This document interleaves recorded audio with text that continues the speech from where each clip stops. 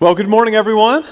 It's great to be with everyone here at our Nashua campus and with everyone over in Milford and with anyone watching later online. It's great to be with you. My name is Dave. I serve here as one of our pastors, and if you are new or visiting, we're just so honored that you could be here, and we hope to be able to connect with you sometime today. But this morning, we are in week 2 of our August teaching series on the book of Jonah. It's a small book kind of tucked away toward the end of the Old Testament, and it's a book that is probably one of the Bible's best known kind of stories, but it's often one of the Bible's most misunderstood messages. This book has far less to do about how a person could live in a fish for 3 days and 3 nights, and has way more to do about the immensity and the mystery of God's mercy and how it's more immense than we could ever imagine. And God wants every single person on the planet to be able to get to experience that mercy, and He's inviting us to be a part of helping people get to connect with Him and His love and His grace and His peace and mercy. Now, one of the reasons we've chosen to study Jonah at this time is because we believe that God is leading us as a church to be putting our attention and our focus and reaching out in the months and the seasons to come. But if we want to reach out and obey God as He's calling us to love and bless and serve our community, then we have to look at what is stopping us from reaching out to others. In other words, what's causing us to be hesitant to follow and trust God? Well, Jonah was known as the reluctant prophet. He was called by God to go preach to a community called Nineveh, a big city, and instead of doing that, he decides to head in the opposite direction. And as he boards the ship trying to make his way away from Nineveh, he ends up getting thrown overboard and a fish swallows him up, and we'll pick up the story there today. But this story is something that I find to be a helpful book to read in kind of a way because it's very confrontive of some of the areas of our lives that we can be reluctant to obey and trust God as well. Think about your own walk with the Lord. Where have been times of your life when you've been reluctant to maybe do what He would want you to do? Or what have been times when you've said no to God? God wants you to not do something. You said, nope, I'm not going to do that. And you've been reluctant. Well, just to tell you a little personally, about this time a year ago, I first was contacted about this position here. And when I heard about Crossway and was wondering, where is that from? And where is that church at? And it said, Nashua. I was like, Nashua what? Where is that? Is that like near the Canadian border? Like, where are we at? And then I said, New Hampshire? Isn't that the state that like welcomes you with a death threat? Like, live free or die? And I'm like, why would I go there? I promise I'm living free right now. I don't want to die. I feel very free right now. And you have to excuse my ignorance, but as I started to explore the call and kind of overcame some of the reluctance that I had, I'm so glad that I did, because God's been doing a great thing here, and I'm just so thankful that He brought me to this spot. But I was reluctant at first. And there's a lot of times and a lot of reasons that we are reluctant to follow the Lord's leading in our lives. Often if God calls us to do something that we can't understand the reason behind it, then we often just say no, and we resist what God would have us to do. Other times, we've maybe experienced tough things in our lives that have caused us to maybe be hesitant or to be reluctant to trust God. I was having lunch with a friend this week who made a comment that really struck me and has just stood with me. He said, I have no problem believing that God is God, that He's the Creator, that Jesus came and died to forgive me of my sins so I could spend eternal life with Him forever. I have no problem believing God, but I have a bigger challenge trusting in God. Anybody else maybe struggle with that? I know I do. That just connected with me. I can believe in God, but I struggle to trust Him in my everyday walk and decisions. Well, what happens when we are reluctant to trust and obey God is that we start to resist Him. And as we resist Him, we start to drift away from what God has called us to do and for how He wants us to follow Him. And when we resist Him and we drift away, we need to find a way back to God. And that's exactly the spot that Jonah found himself in that we'll pick up today. And so as we read Jonah chapter 2, I want us to explore 3 ways that we can find our way back to God, or to find our way to God like we never have before. 3 directions that God will lead us on. And if you've been following Jesus and His calling for any length of time, you know that these 3 directions are kind of the path ahead when it comes to the spiritual journey, what it looks like to follow God. So the three directions we're going to look at today are downward, inward, and upward. Downward, inward, and upward. So let's see how we can find our way back to God as we look at Jonah's prayer here in Jonah chapter 2. So if you brought a Bible, I'm going to encourage you to turn there with me. And we'll pick up just the very end of chapter 1 to kind of create the context. Verse 17 of chapter 1. But the Lord provided a large fish to swallow up Jonah. And Jonah was in the belly of the fish 3 days and 3 nights. Then Jonah prayed to the Lord his God from the belly of the fish, saying, I called to the Lord out of my distress, and he answered me. Out of the belly of Sheol I cried. Sheol is a place symbolizing the realm of the dead. Then, and you heard my voice, he says, verse 3, you cast me into the deep, into the heart of the seas, and the floods surrounded me. All your waves and your billows passed over me. Then I said, I am driven away from your sight. How shall I look again upon your holy temple? The waters closed in around me. Weeds were wrapped around my head at the root of the mountains. I went down to the land whose bars closed upon me forever. Yet you brought up my life from the pit. As my life was ebbing away, I remembered the Lord. And my prayer came to you, into your holy temple. Those who worship vain idols forsake their true loyalty. But I, with the voice of thanksgiving, will sacrifice to you. What I have vowed, I will pay. Deliverance or salvation belongs to the Lord. Then the Lord spoke to the fish, and it spewed Jonah out upon the dry land. We'll pause there. Quite the graphic image to leave you with right there. God talking to a fish and the fish vomiting this man up onto dry land. I can only imagine what Jonah would have smelled like after 3 days inside the belly of the fish. And then verse 11, it said that the Lord spoke again to the fish and he said, well done, good and faithful servant. It's terrible. There's no verse 11. That was the DRV, the Dave Ripper version. Sorry about that.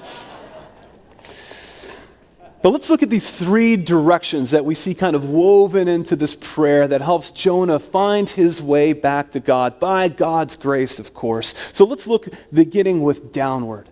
Now, all throughout this book of Jonah, as in the first chapter, we start to see this downward trajectory and progression happening in Jonah's life. In verse 5 of chapter 1 or verse 3, it says that he went down to Joppa. After Jonah said no to obeying God, he's now trying to flee him. So he goes to this port city of Joppa, and it says he goes down. It's this kind of digression that's starting to happen in Jonah's spiritual life. Then from there, verse 5, it says he went down into the hold of the ship. And so he's going down again. And then he eventually goes to the water and he's swallowed up into the belly of the fish. And it says he's almost in this place of Sheol. He's going down now to what feels like the realm of the dead. Not only that, but it says that he is now feeling like bars are closed upon me as he is in this pit.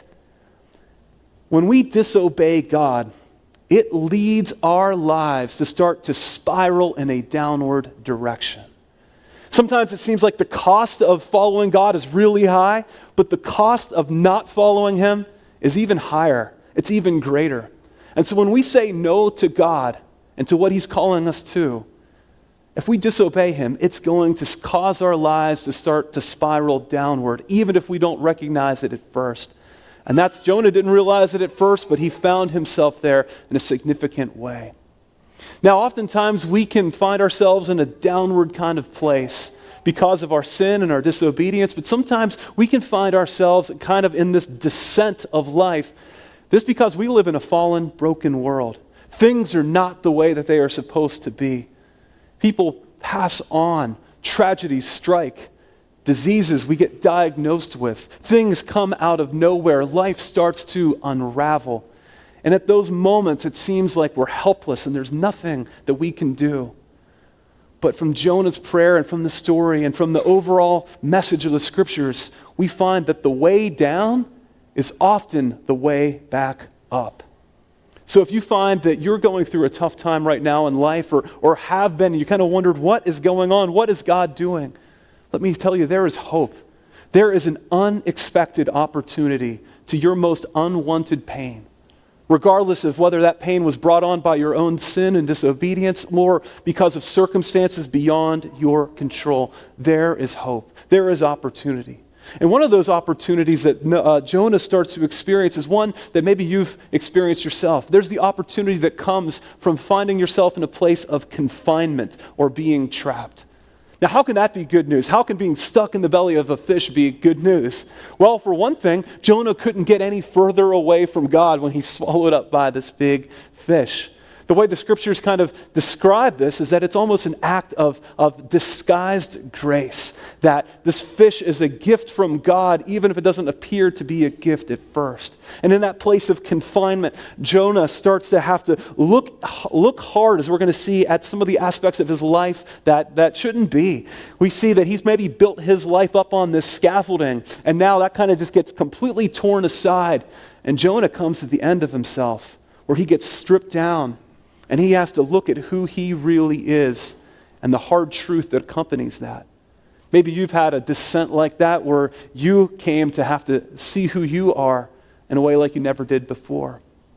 But there's also real opportunity in these confining spaces. Artists talk about how confinement can be a catalyst for creativity, that talent grows from confinement. I remember when I was in college, I did a couple of elective classes in classical guitar. I'd played blues and kind of rock and some jazz and things like that, and so tried to kind of stretch my boundaries a little bit, and it was really hard. I wasn't very good at it, and my instructor just said, go and lock yourself in one of those practice rooms, and you'll come out being able to play things that you couldn't before. It wasn't very fun, but he was actually right. In 2008, J.K. Rowling, who's the author of the Harry Potter novels, talks about one of the hardest times of her life. This is at a Harvard commencement speech. And she said that she went through an epic fail in her own life. Her short-lived marriage had imploded. She found herself as a lone parent with almost no money, no resources, nothing to be able to do except to do the one thing that she knew how to do, which was to write. And so she was kind of backed into this corner, kind of feeling trapped, and she essentially was forced to write her way out. That confinement catalyzed creativity in her. Here's what she writes: had I really succeeded at anything else, I might never have found the determination to succeed in the one area in which I truly belonged. You might say that her success was catalyzed by her failure. So if you find yourself now going through kind of a descent of failure, there might be more opportunity to use the gifts that God's given you than you ever realized before.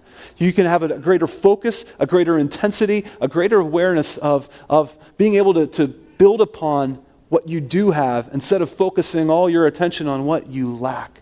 So there's opportunity in places of confinement. Kind of a theological idea that resonates with what Rowling has written is this idea of God's severe mercy. God's severe mercy. It sounds very paradoxical, and it is. God's severe mercies are when events occur in our lives that were difficult initially, but they later came to yield more good than we ever could have imagined. Hey, just quick show of hands. How many have ever experienced God's severe mercy in some way? One of the things that kind of shocked me as a pastor when I was kind of beginning after college was the fact how many people would tell me, man, that heart attack, it was like the best thing that ever happened to me. Because I was just kind of going through life, just going through the motions, unaware of all the gifts that I had. I wasn't investing my time and my energy in the right way. Now I'm spending more time with my spouse, enjoying time with my community and serving others. I feel awakened like I never have before. That's God's severe mercy. And this happens here to Jonah, and it happens to us in a lot of ways. Let me just pause and say this, though. Not every event and circumstance in our life can be kind of chalked up to God's severe mercy in this time and this side of heaven. There are tragedies and traumas and hardships that we experience that we will never quite be able to figure out. They just won't make sense. But even in those moments, even if we can't understand the reason behind why God might do what he allows in our lives, it doesn't mean that there isn't one. I believe that we can still trust God because we see someone else, God himself, spending 3 days inside a tomb.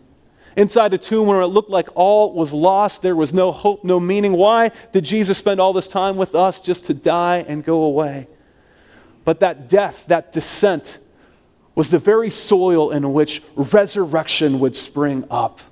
And so if you feel like you're going through some kind of death-like experience now, then that's just paving the way for a resurrection that is to come, either in this life or in the life to come. So my hope and prayer for all of us is that we continue to press on to trust God. Because even in the midst of these things, even when we don't discover the answers to why God's allowing us to go through what we might be experiencing, whatever hardship that might be, we are still given the opportunity to draw closer to God than we ever have before. In his book on Jonah called The Prodigal Prophet, I love what Tim Keller writes. He says that you never realize that Jesus is all you need until Jesus is all you have. It's powerful. You never realize that Jesus is really all that you need until you've got nothing left. And Jesus is all you have. And it's at that moment that you realize, this is how God can be everything, how I can lack nothing in him. When you find that companionship, that closeness, that solidarity with him. And unfortunately, it takes that descent in a lot of our lives, that downward trajectory for us to have to go low in order to see God and his nearness and his closeness to us. That's a great opportunity. So this first way that Jonah kind of finds his way back to God, and we can find our way to God like never before, is by meeting God in that downward trajectory, that downward movement. So now that Jonah has kind of hit this low point, he's now ready, and we are as well, to look inwardly. To look inwardly. One parallel to this story in Scripture is the story that Jesus tells, the story of the prodigal son. We have a father with 2 sons. The older son is kind of doing all the right things, kind of that real religious guy. And the younger son is kind of that irreligious guy. He takes the father's inheritance, very disrespectful in that day and age, goes off, squanders all of it in wild living, and then he hits rock bottom when he has nothing left. All of his resources are gone. And it says that he essentially comes to his senses at one moment and realizes that the father still loves me, and I'm going to make my way back to him. And at that low moment, he has a real awareness of just how powerless he is and just how wrong what he has done, how wrong it was. And I think Jonah finds himself in a very similar spot here in this belly of the whale. And now he's ready to look inwardly. And I think Jonah comes to 2 key points of awareness about himself that we need to come to be aware of as well. The first is this, that Jonah becomes aware of his powerlessness. Jonah becomes aware of his powerlessness. In verse 5, he says, "The waters closed in over me. The deep surrounded me. Weeds were wrapped around my head." He realizes there's nothing that he can do to get himself out of this situation. His self-sufficiency, his pride has been completely stripped away. And in that moment, he's more able and ready to be able to receive God's grace and his presence into his life like never before. One of the things that really causes Christianity to stand out from every other world religion is the belief that we can do nothing to save ourselves. Every other religion, and even some of those seemingly irreligious kind of viewpoints, all believe that through moral effort, we can do something to contribute to our overall eternal well-being. We kind of think that we save ourselves partially and then maybe God does the rest. But here, as Jonah is completely trapped, completely helpless, completely powerless on his own, we see that it's not Jonah that does anything to save himself. It's not us who do anything to save ourselves. The good news of the gospel is that God saves us completely. It is his doing. It is his grace in our lives. And so Jonah is now ready to kind of die to his own belief that he has the capacity to do what he wants to do on his own. And now he's ready to look to God for the help that he has needed all along. Not only does he become aware of his powerlessness, but he also becomes aware of his sinfulness. Verse 4 says this, "Then I said, I am driven away from your sight. How shall I look again upon your holy temple?" So when we disobey God, the Bible calls that sin.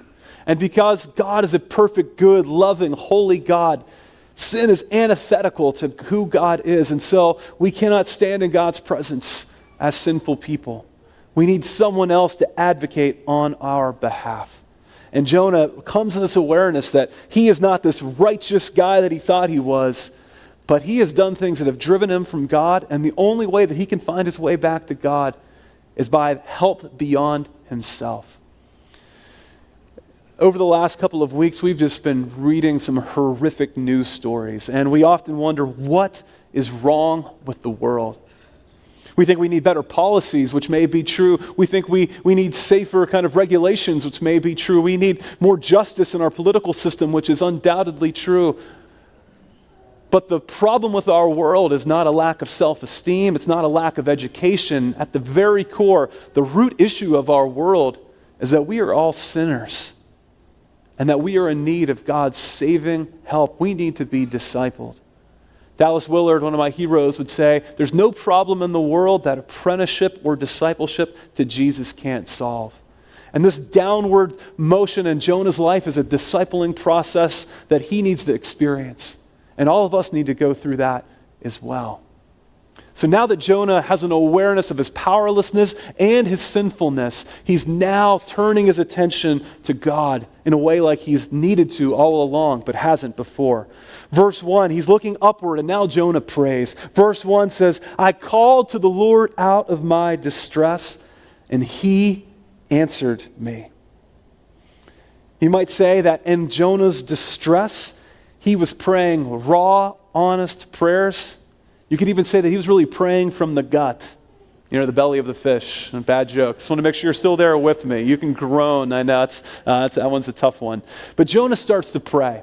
Now, what's really fascinating about this prayer is that Jonah probably didn't start praying when he was in the belly of the fish. He was probably disoriented, discombobulated. I imagine he let out some profane words.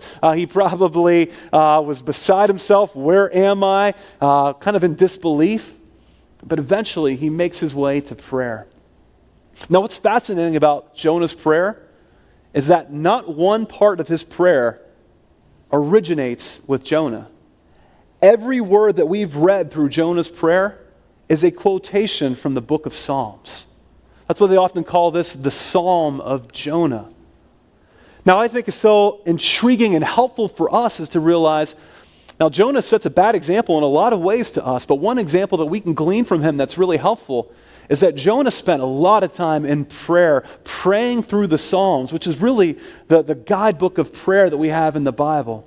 And he has internalized a lot of these words, so when he felt like he didn't have any words to be able to say, he could recall the prayers that he had been taught to pray all along. I think this helps us learn to pray when we don't feel like praying. We can look at some other words and prayers that God's given us along the way. There's a great principle that says, don't pray as you can't, but pray as you can.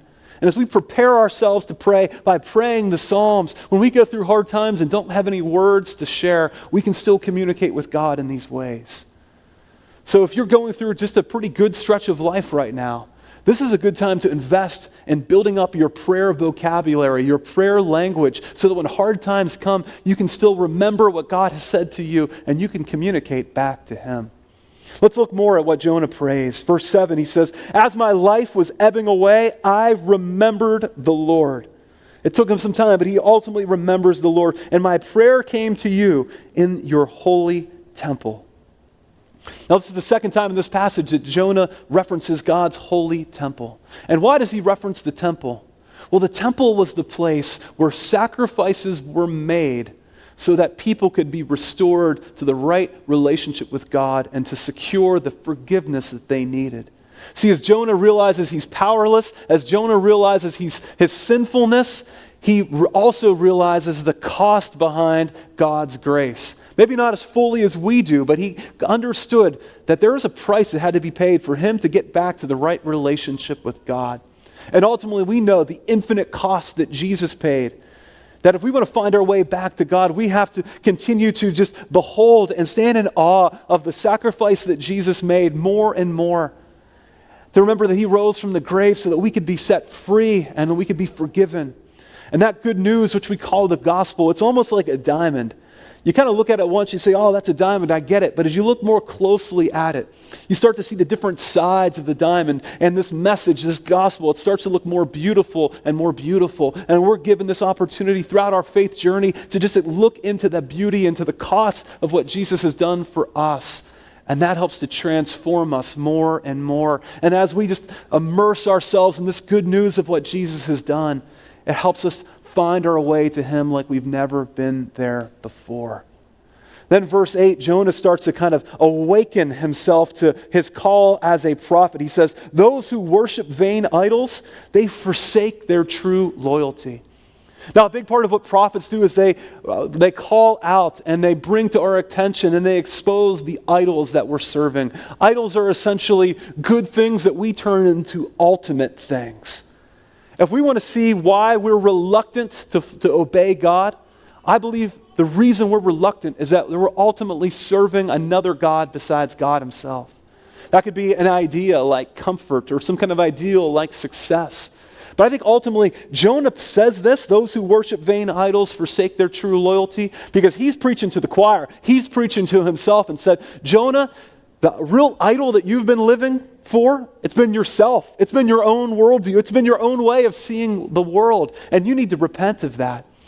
And to a certain degree, we see that Jonah does here in this moment. What might be an idol that you are serving that's causing you to be more reluctant to obey God than you are? Some kind of fear, some kind of worry. What is it that you're ultimately striving for that might be causing you to follow that instead of to obey God? And then Jonah wraps up with verse 9 and he says, but with the voice of thanksgiving, I will sacrifice to you. What I have vowed, I will pay. Salvation or deliverance belongs to the Lord.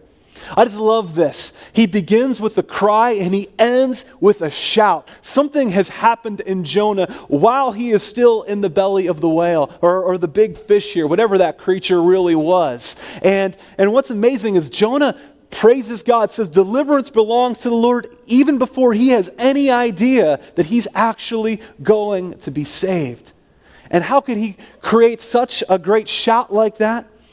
Well, I believe he understands the greater rescuing has already happened. That he's realized who God really is. And now he is restored to the Lord. He's back with God. And it doesn't matter if he survives this ordeal or not. His relationship with God is what it should be. And that's the greater rescuing. And then the fish spits him out. And we'll see next week what Jonah does with the second chance God has given him. But through this journey of going downward and inward to ultimately look upward, I think what enables Jonah to look upward is that he has experienced God in that crucible, in that place of confinement, in a way that's brought the goodness and the glory of God to his sight than ever before. In just a few moments, we're going to sing a great new song. It's called Another in the Fire. And here's one of the lyrics from it that I think captures maybe what was going on in Jonah's mind.